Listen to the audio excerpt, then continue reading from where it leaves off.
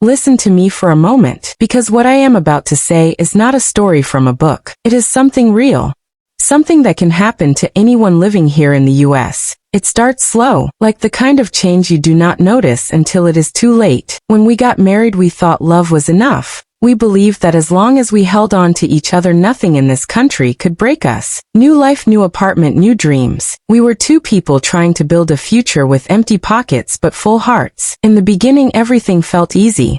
We laughed at small things. We cooked together. We made plans even when we had no idea how to pay the next month's rent. That kind of blind hope, the kind you only have once. But life here has a way of testing you. Bills, stress, long hours, cold nights, and the kind of loneliness that crawls into a home, even when two people live in it. He started coming home late, quiet, tired, carrying something heavy inside him. Something he would not talk about no matter how many times I tried to ask. I kept thinking maybe it is work. Maybe it is pressure. Maybe he just needs time. But the space between us kept growing, and I could feel something slipping away.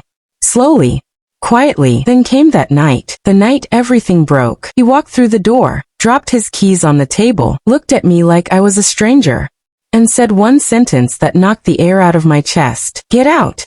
I waited for him to say, he did not mean it. But he did not say anything.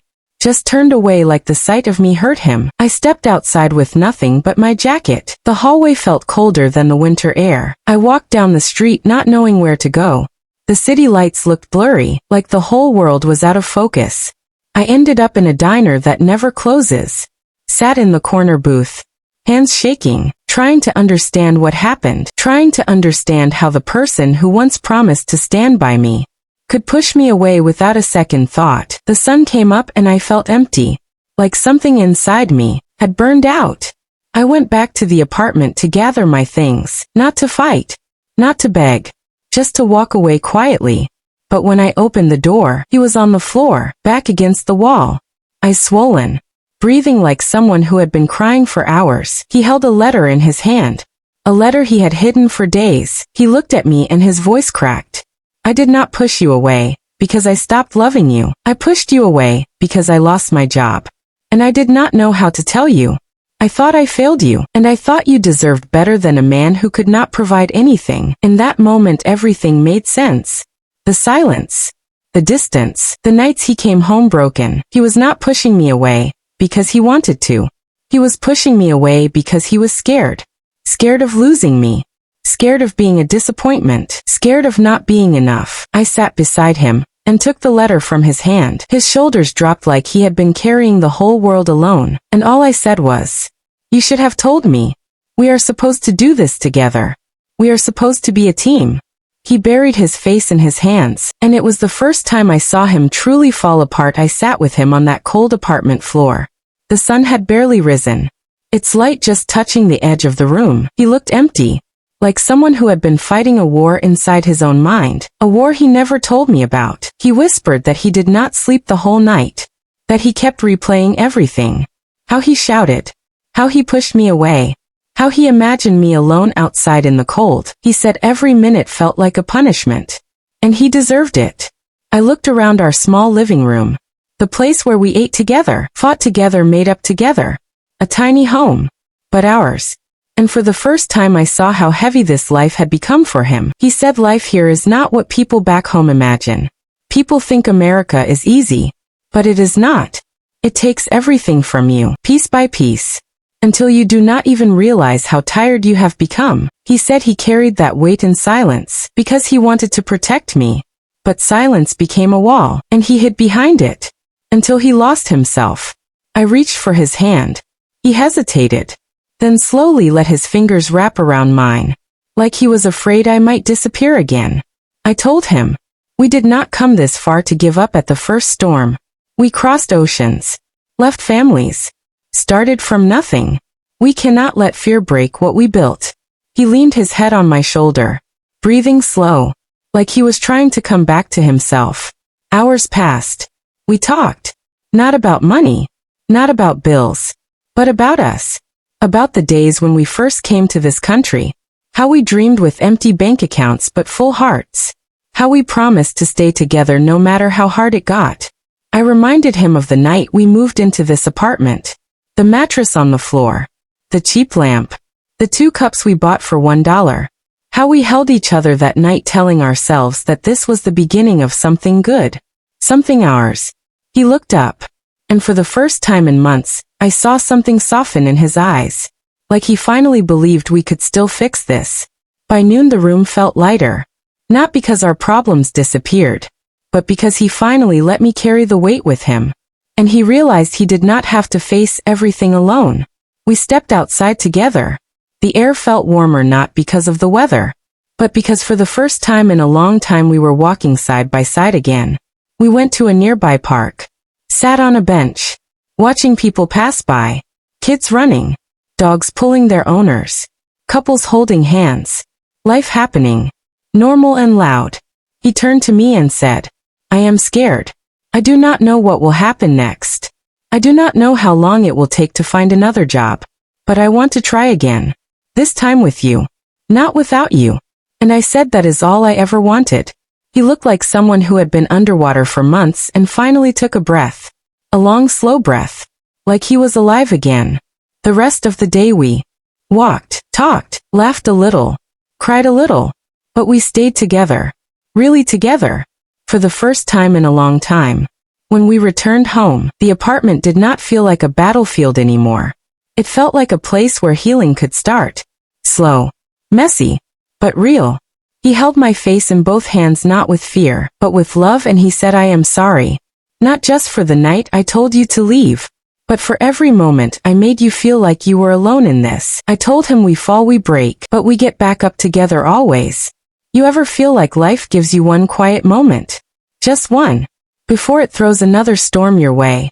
That is what happened next. The day after our long talk I woke up early. The apartment was silent. Not the heavy silence from before. A softer silence. Like the house was finally breathing again. He was still asleep, face calmer than I had seen in months. I watched him for a second. And I realized something. Love is not in the big things. It is in mornings like this. Where the world is still simple, still gentle. But when he woke up, he looked at me with this mix of hope and fear. Like he knew the peace would not last forever. He said he wanted to go out. Look for work, try anywhere. Even places he never imagined he would work. He said he did not want to sit home and watch everything fall apart again. So we stepped out together.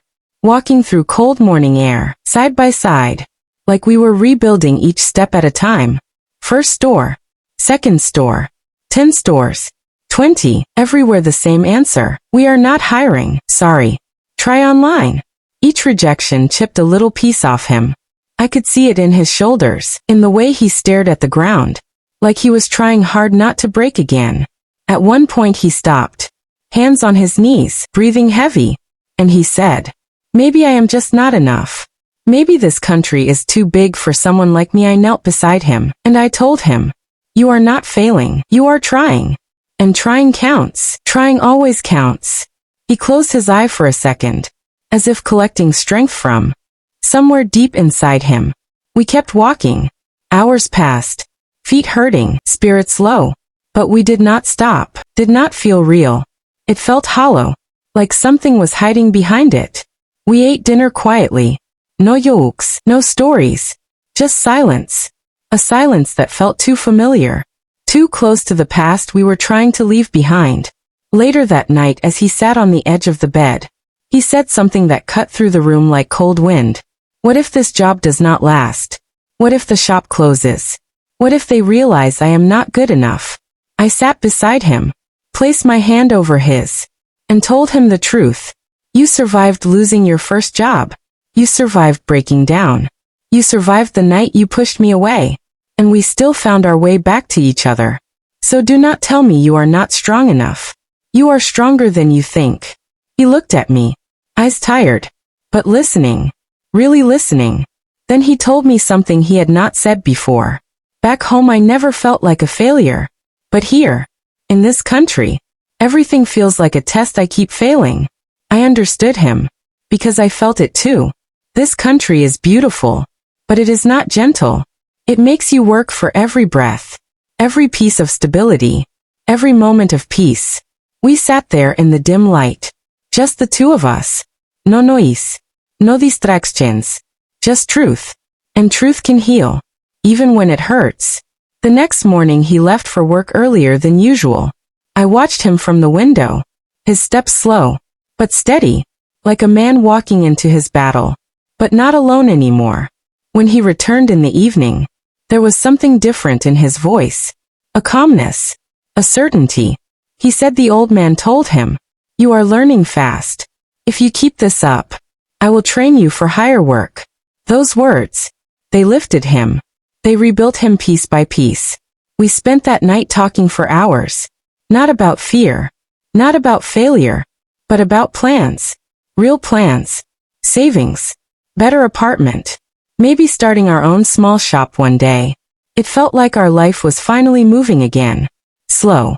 But forward. Before sleeping he held my hand tightly. And said, "I know we still have a long way to go.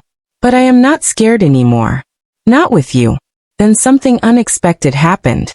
Outside a small auto shop an old man stood by the entrance. Watching us. He asked if we were looking for work. My husband nodded. The old man said, "Come inside, let me see what you can do." The shop smelled like oil and metal. Tools everywhere. Engines open. Noise loud. But hope louder. The old man tested him. Gave him small tasks. Watched quietly. Then said words that felt like sunlight breaking through clouds. "You are good. If you want, you can start tomorrow." I swear. I saw something in my husband's eyes I had not seen in a long time. Pride. Relief. A spark coming back to life. We thanked the man again and again. Stepped outside. Stood in the parking lot. And for a moment we just looked at each other. Not talking. Just feeling everything at once. Hope. Fear. Relief. Love. He pulled me into a tight hug. His voice shaking. He whispered, "Maybe we are going to be okay. Maybe this time I can fix things." And in that hug, in that cold parking lot, I felt it too. The beginning of something new. Something stronger than before. We walked home slowly, but lighter. Like the world was finally opening its doors again. You ever notice how sometimes life gives you a little bit of light? Just enough to make you believe things are finally getting better. But then it tests you again. Just to see if you are strong enough to hold on. That is what happened next. The first week at the new job changed him. He woke up early. Left the house with purpose. Came back smelling like engine oil but smiling like someone who got a second chance at life. Every night he told me about the shop. The customers. The work. The old man who hired him. And every time he talked I saw him coming back to himself. But healing is not a straight line. It does not move smoothly. Sometimes it hurts before it gets better. One evening he came home later than usual. Face tired. Shoulders heavy. I asked if everything was okay. He said yes. But the yes. Beside me. For the first time I believed it too. That we were not just surviving. We were rebuilding. Brick by brick. Breath by breath. Together.